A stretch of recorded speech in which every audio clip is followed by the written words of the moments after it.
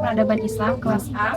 Saya di sini akan menjelaskan materi tentang Pan-Islamisme dan Pan-Arabisme. Baik, materi yang pertama mengenai pengertian Pan-Islamisme. Pan-Islamisme adalah sebuah gerakan atau ideologi yang pandangan utamanya itu mengajak seluruh umat Islam di dunia menjadi satu komunitas atau umat.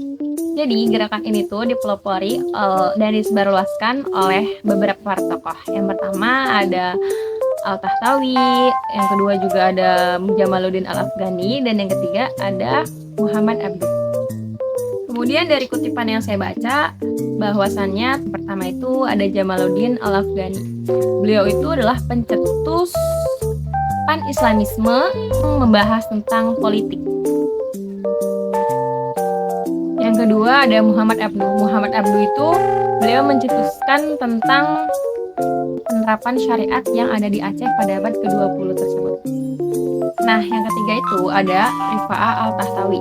Beliau berpendapat bahwasannya masyarakat yang terdidik akan lebih mudah dibina sekaligus dapat meninggalkan pemikiran-pemikiran atau pengaruh-pengaruh negatif.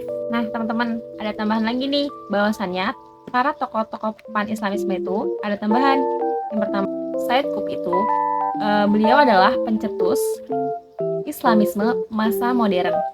Jadi karya-karyanya itu tentang khilafah-khilafah, dan karyanya itu ada sampai saat ini. Mungkin bagi teman-teman yang mau cari tahu mangga. Nah, beliau juga seorang teoretikus Islam di Mesir, dan beliau juga sempat karyanya itu membahas tentang penolakan tentang bidang sekuler. Nah, terus juga beliau itu menolak adanya penolakan pemerintahan dalam bidang sekuler.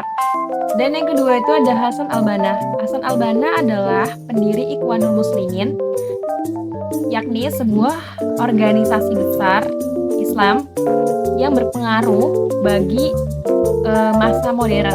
Dan yang ketiga itu ada Ruhollah Khomeini.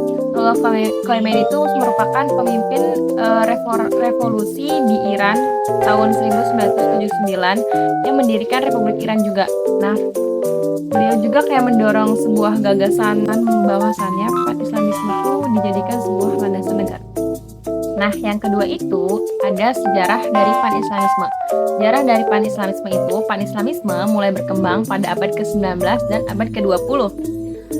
Populernya Pan-Islamisme itu di wilayah Liberia, kawasan Asia, benua Afrika, dan Asia Tenggara. Munculnya Pan-Islamisme juga membuat munculnya juga kebangkitan nasionalisme.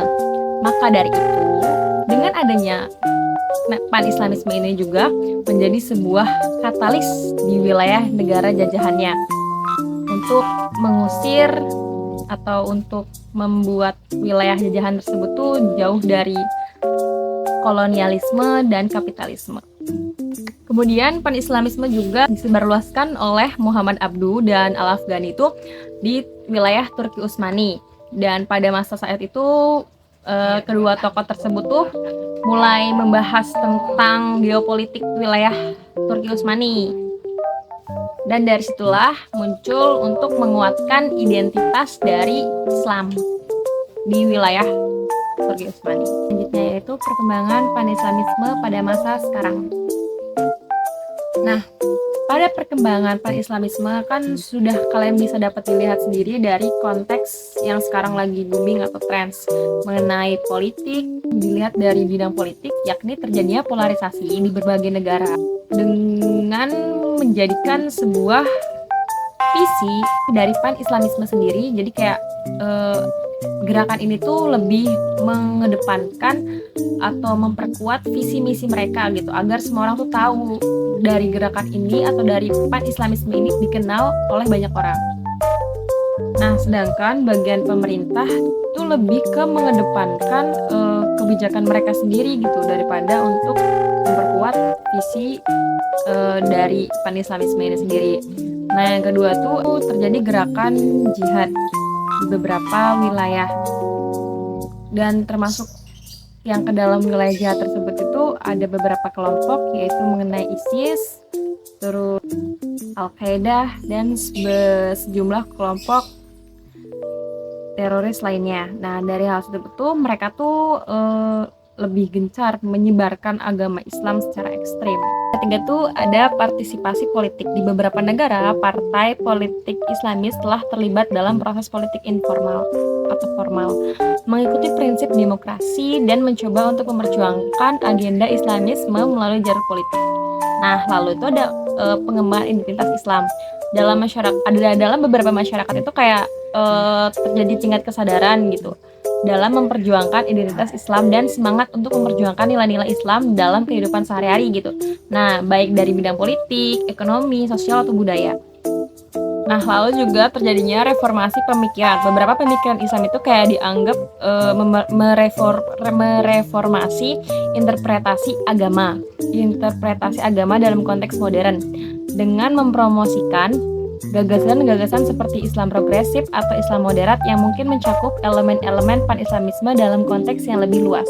Nah, terus juga dalam perkembangan pan-islamisme secara sekarang ini atau secara modern ini, pada masa modern itu dapat terjadi tantangannya dalam dan kontroversi.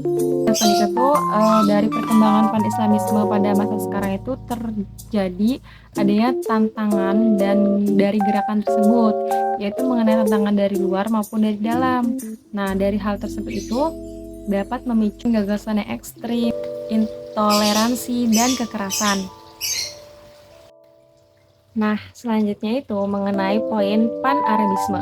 Pan-Arabisme adalah sebuah ideologi politik yang dimana menekankan pada persatuan politik dari budaya, politik, dan sosial yang ada di negara-negara Arab. Dan tujuannya itu untuk menciptakan sebuah persatuan politik yang dimana dari sebagian wilayah-wilayah yang berbahasa Arab. Nah, adapun tokoh-tokoh dari pan-Arabisme. Yang pertama ada Gamal Abdel Nasser. Beliau adalah presiden Mesir yang sangat dipengaruhi oleh ideologi dari pan-Arabisme dan beliau juga memiliki peran penting dalam pan-Arabisme ini. Nah, yang kedua itu ada Michel Aflaq. Beliau adalah pendiri Ba'ath Party yang merupakan salah satu partai politik utama dalam mempromosikan pan-Arabisme ini di dunia Arab.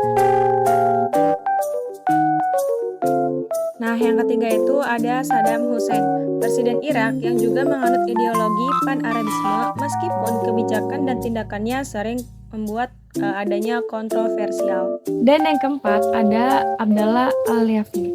Beliau adalah seorang politikus dan pemikir Lebanon yang mendukung ideologi dari pan-Arabisme ini, terutama pada politik yang ia pimpin, yaitu National Bloc. Dan yang kelima ada Hafid al-Assad. Beliau juga seorang pemimpin Suriah yang mendukung atau menerapkan kebijakan dari ideologi pan-Arabisme ini sebagai masa kepemimpinan selama ia memimpin, dan beliau juga menerapkan ideologi pan-Arabisme itu selama bertahun-tahun masa dia memimpin. Dan selanjutnya itu ada mengenai sejarah dari pan-Arabisme. Sejarah pan-Arabisme ini sangatlah panjang dan kompleks, terutama dari adanya pan-Arabisme ini tuh untuk mendukung kebijakan-kebijakan yang ada di negara-negara Arab. Awal mula gerakan ini tuh muncul karena ide-ide dari pan-Arabisme itu tuh dapat memunculkan adanya tanggapan gitu atau ide dari imperialisme Eropa yang ada di wilayah Arab. Nah, mungkin cukup sekian pemaparan dari saya, kurang lebihnya mohon maaf. Wabillahi taufiq wal hidayah. Wassalamualaikum warahmatullahi wabarakatuh.